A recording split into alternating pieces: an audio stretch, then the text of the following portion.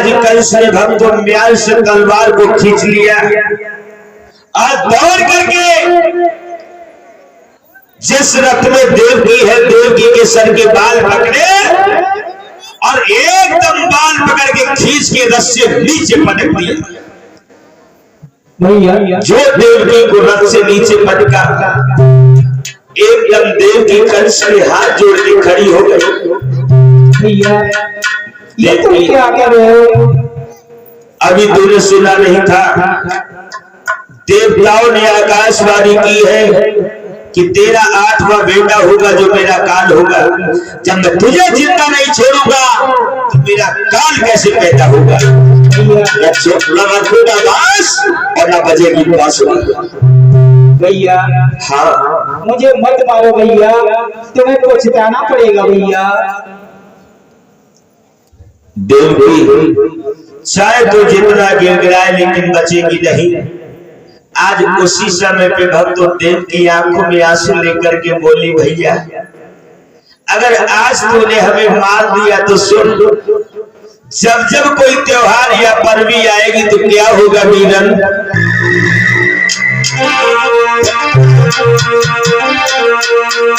लोग देवकी कहती है मैया के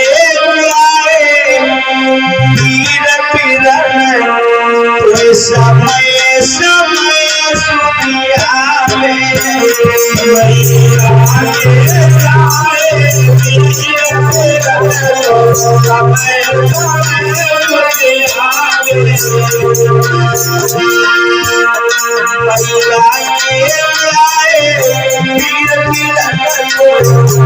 समय समय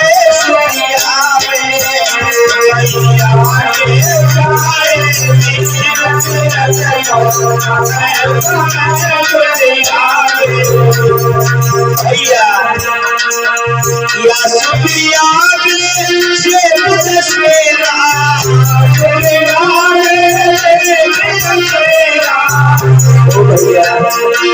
या सुनिया या सुनिया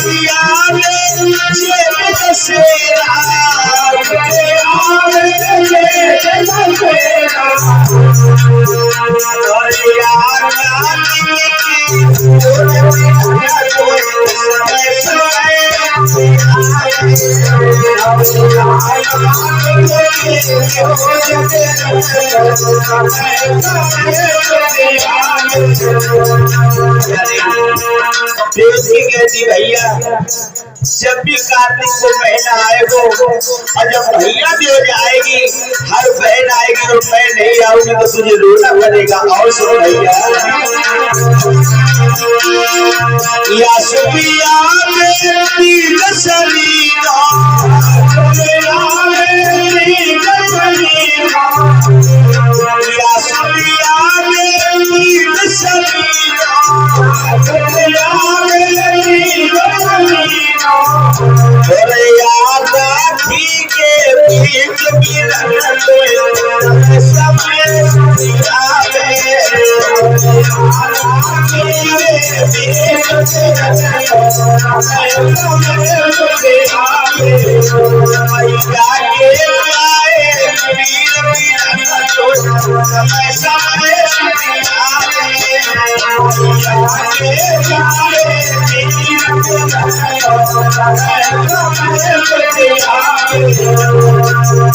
और सुन भैया या सुनिया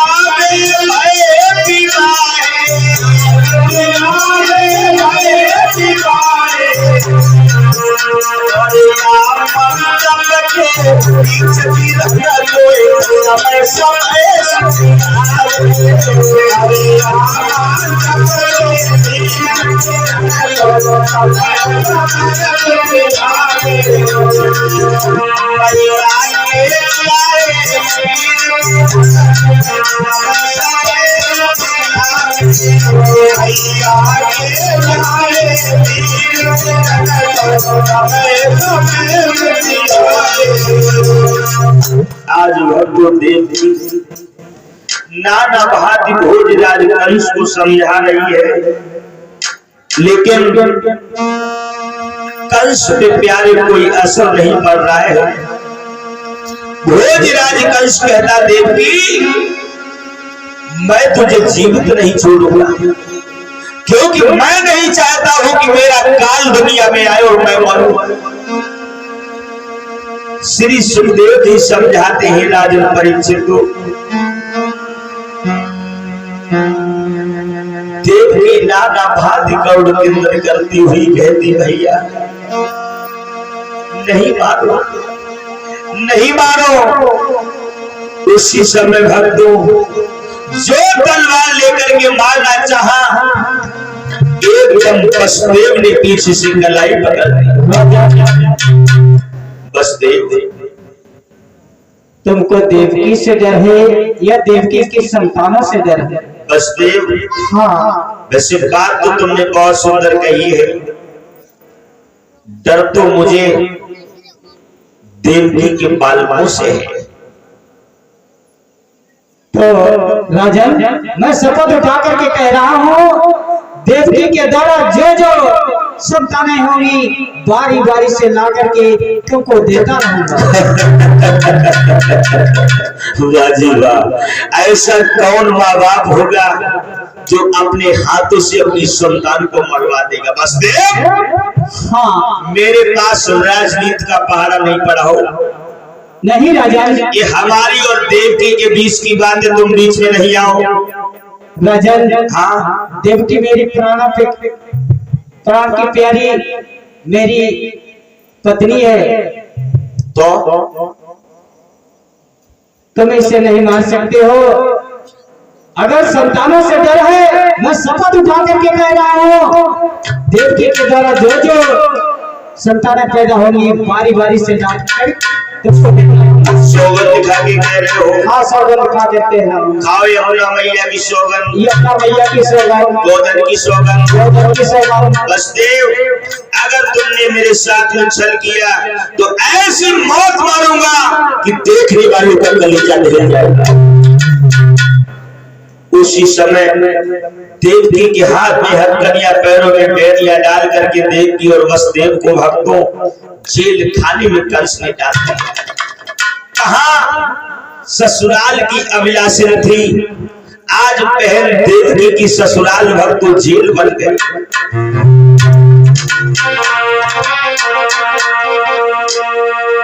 देवकी जेल खाने में सिसकियां ले लेकर के रो रही है।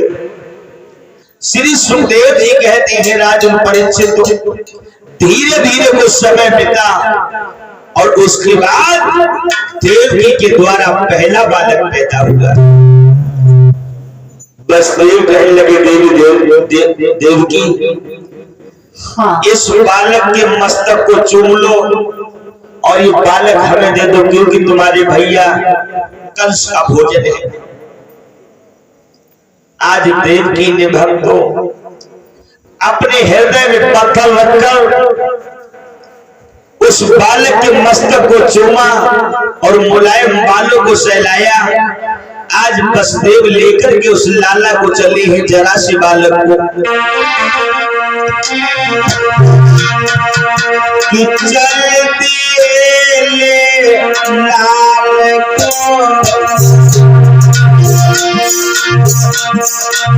कंस भी जाने लगे, चलती ले लाल को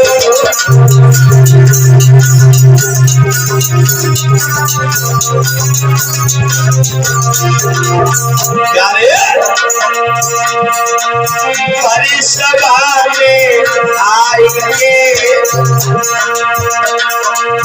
हरि सभा में आएंगे, तो पास में हरि सभा में आएंगे।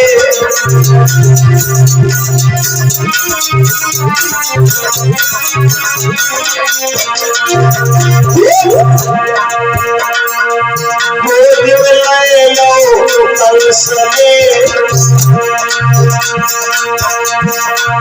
गोद में ले लो कंस ने, चले प्राण घबराने लगे,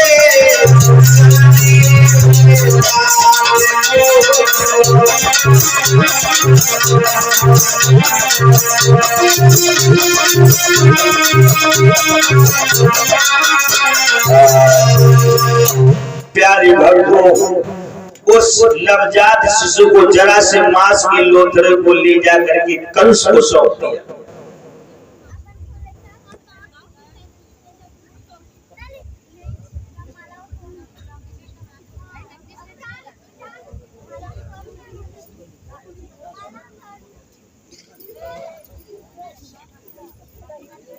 प्यारे भक्तों, आज जैसे उस जरा से बालक को कंस ने देखा, और वास्तव में कितना भी दुराचारी क्यों न हो, जिसके हाथ में एक नवजात शिशु हो, एक बार उसकी आत्मा कहती नहीं, इसको मारना उचित नहीं है।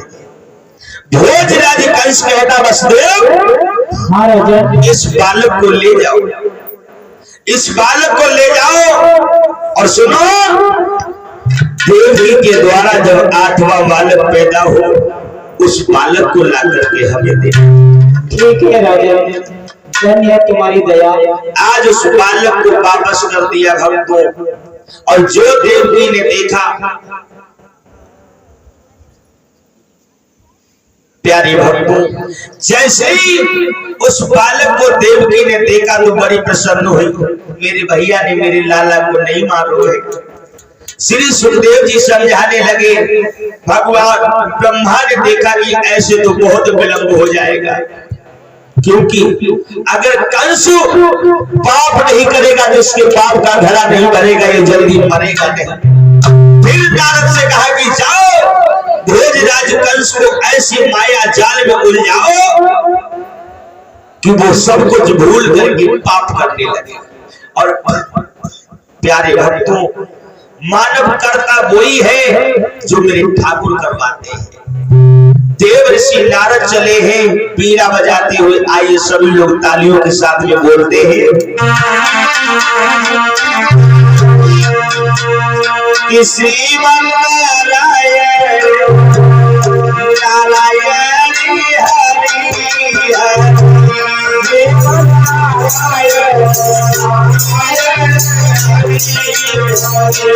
लक्ष्मी नारायण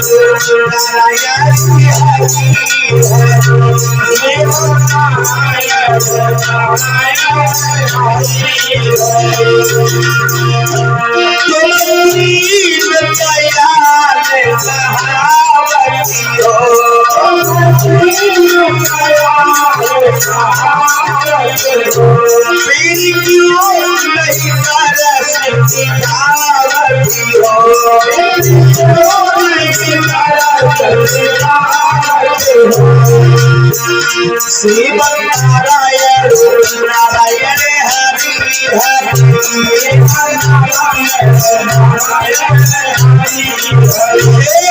हरि भगवान की।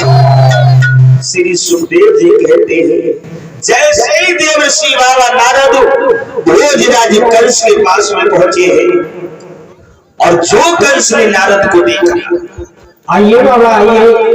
भोजराज कंस, हाँ बाबा, तेरी नगरिया से होकर के निकल रहा था, तो मैंने सोचा क्यों ना तुमसे मिलता चलूं, क्योंकि जब भी मैं तुम्हारे द्वार पे आता हूँ तो हमें गौदुग्ध पीने को मिलता है। ये आप ही की कृपा है बाबा जी।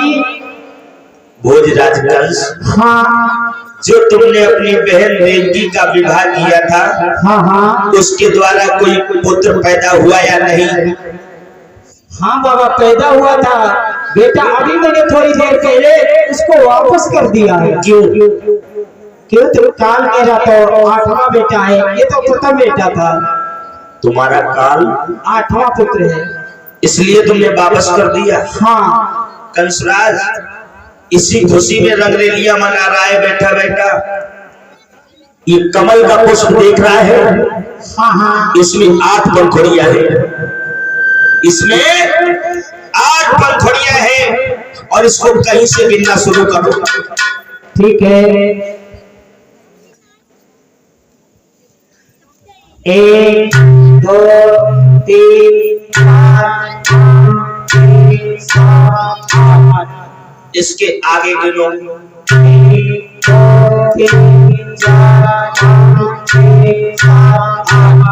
बदल गई। बदल गई। हाँ। और इसके आगे के लोग 1 2 3 4 5 6 7 किससे बदल गई बाबा? फिर बदल गई। हाँ। भोजराज कंस जिस प्रकाश इस अश्वदल कमल की पहली पंखुड़ी 8वीं और 8वीं पहली हो सकती है, उसी प्रकार तेरा काल किसी न किसी समय पे आ सकता। तुम्हें अच्छा नहीं बाबा जी, मैं अभी जा रहा हूँ उस बेटे को जीवित नहीं छोड़ूंगा। प्यारे भक्तों, देव ऋषि बाबा नारद ने काम किया और नारायण नारायण करते हुए आगे बढ़ गया। उधर भोजराज कंस दौड़ करके जेल खाने में पहुंचा। देवकी अपने लाला को छाती से लगाए थे, स्तनपान करा रही थी। एकदम कहा कि देवकी इस बालक को हमें दे दो। देवकी बोली भैया अभी तो तुमने वापस कर दिया था मेरे लाला को। भोजराज कंस कहने लगा देवकी इस बालक को मैं जिंदा नहीं छोड़ूंगा। सोई भैया देवकी आंखों में आंसू लेके बोली भैया मेरे लाला को नहीं मारो। और कहा बोली है कि मेरे लाल को मेरे भैया न मारो। भैया मेरे लाल को मेरे भैया न मारो। बड़ा हो तुमसे मारा रहेगा। मेरे लाल को मेरे भैया न मारो।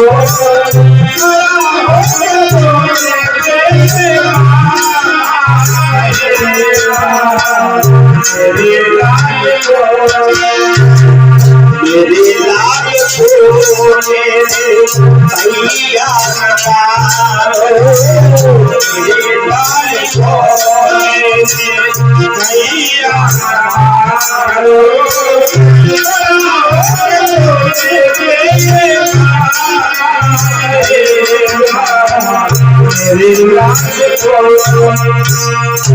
लेकिन भक्त जब भोजराज कंस ने एक बात नहीं सुनी, एकदम झपट करके उस बालक को देवकी से छीन लिया और पैर पकड़ के ऊपर ले जाके